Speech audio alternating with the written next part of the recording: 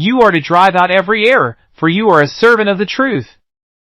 And the truth alone has a right to live and a right to exist.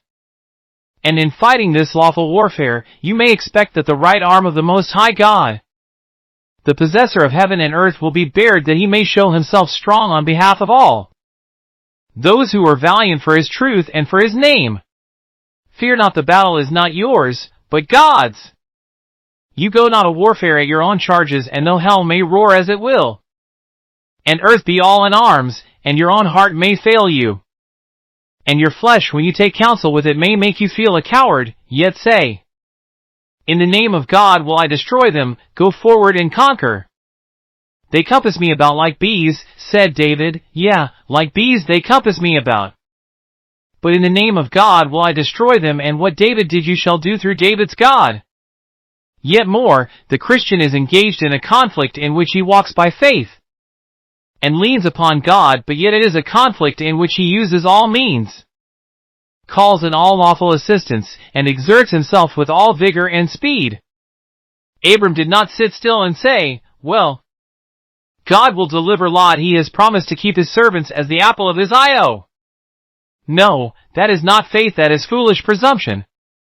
Abram did not take his time about it and go marching leisurely after the foe, nor did he go without the assistance of his friends, Aner, and Eshcol, and Mamre.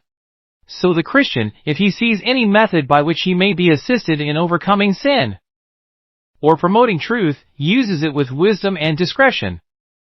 He trusts in God as though he did nothing himself, and yet he does everything as if all depended upon him. He knows that good works cannot save him, and he equally knows that he is not saved unless there be some fruits of good works. He understands that the means of grace cannot of themselves convey grace to him, and yet at the same time he never despises them, but looks to find a blessing in the use of them. He understands that the ministry and private prayer and the searching of the Scriptures cannot save him, but he also understands that thus using helps which God has given him, and diligently pressing forward, and setting a bold face before the foe, he is in the path of God's ordinances, and may expect to have God's help.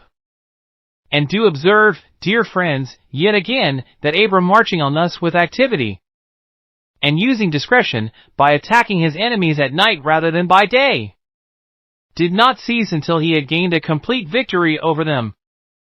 It was not enough to smite them at one corner of their host, nor merely to deliver Lot, but now he has come out against them, he will win a sure and decisive victory. O beloved, you and I are never to sit still and say, it is enough. Have I smitten my drunkenness? Have I overcome my blaspheming habits? Am I delivered from Sabbath breaking? Have I become honest and chaste? Yet this is not where I should stop. Have I sought to bring down my self-conceit, my pride, my sloth? It is well and good, but let me never be satisfied with any attainment short of absolute perfection. We do not believe we shall be perfect in this life, but we will never be satisfied until we are. Onward is the Christian's motto. As long as there is one sin which is not removed, we will fight, and cry, and groan, and go to the cross concerning it. As long as there is one soul in this world unsaved saved, we will wrestle with the mighty one of Jacob to stretch out his hand to save it. So long as there remains one error upon earth, so long as we have a tongue to speak, and God gives us grace, we will bear our witness against it. In this battle there is no holding our hand till the victory is wholly won. We must bring back the goods, and the men, and the women, and Lot, and the whole company, for the victory must be complete. More than conquerors must we be through him who hath loved us. Let us anticipate the time when it shall be so. O brethren, methinks I see the victors ascending in triumphal state the starry steeps. Christ at their head rides gloriously, he who loved them leads the van, the gates open to him as the great conqueror who has led their captivity captive. Methinks I see the glad faces of all those soldiers of the cross as they enter the portals of eternal peace.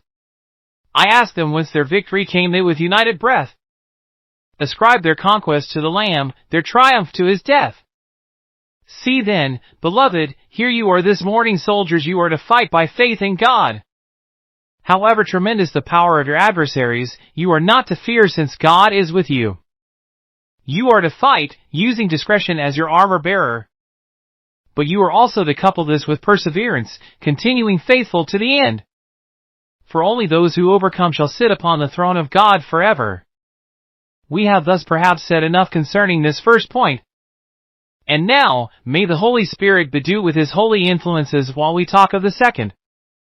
For otherwise it will be only talk.